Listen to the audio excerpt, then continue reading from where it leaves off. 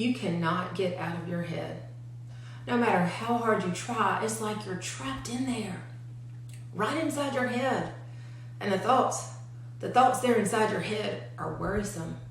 In fact, every single thought you have is some kind of worry. And there isn't a single aspect of your life that you don't worry about. You worry about whether your job position is going to fizzle out. You worry about repaying your loans.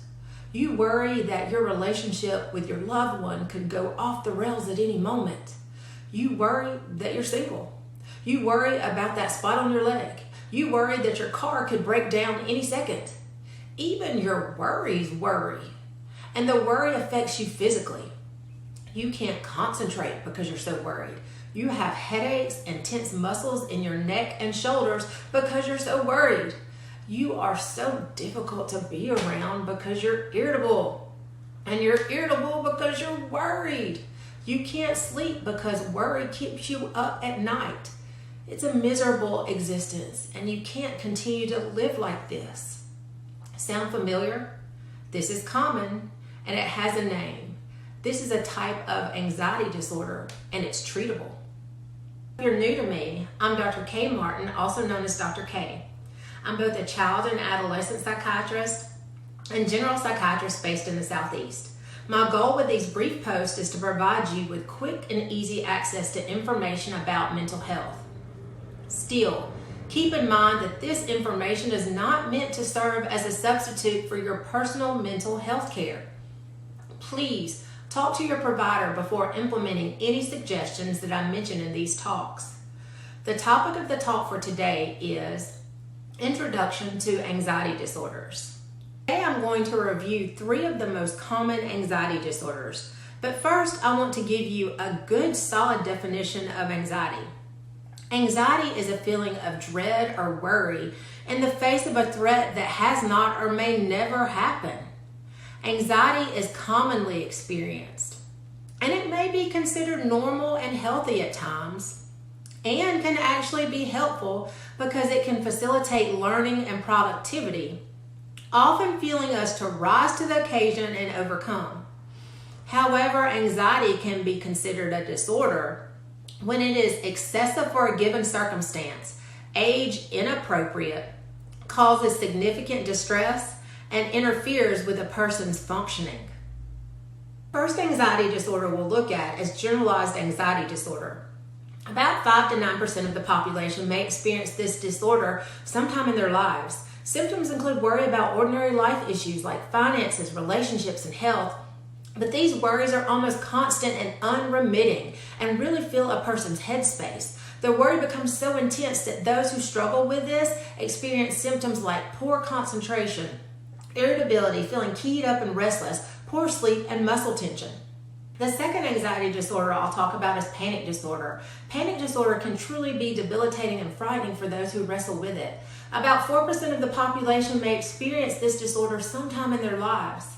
Symptoms include panic attacks, which are episodes of intense anxiety, during which there can be difficulty breathing, racing heartbeat, chest pain, numbness, stomach distress, dizziness, and severe tremor. People can feel like they're actually losing their minds, having a heart attack, and they may struggle with an intense fear of dying during the episode. They often feel completely out of control or as if things are no longer real. They can even feel like they are floating outside of their body or disconnected from themselves and reality. These attacks are scary, y'all, and those who suffer with them can feel completely out of control. In between panic attacks, those with panic disorder live in dread and worry about having other panic attacks. Ever have to stand up in front of a group to give a speech and suddenly feel like you might just die? Your mouth is dry and there is a stubborn rock lodged in the back of your throat. Your knees are knocking and you feel ever so slightly nauseated. And your initial instinct is to tuck tail and run. Okay, this is relatively common, especially when it comes to public speaking, but it might qualify as an anxiety disorder if it is persistent, unrelenting, generally invariable, and prevents you from functioning at school or work or causes you to avoid social situations. The name for this is social anxiety disorder, and it's the fear of scrutiny by others or fear of acting in a humiliating or embarrassing way. About 12.1% of adults may meet criteria for this disorder at some point in their lives. Now, after hearing this list of symptoms, you may have found bits of yourself in there.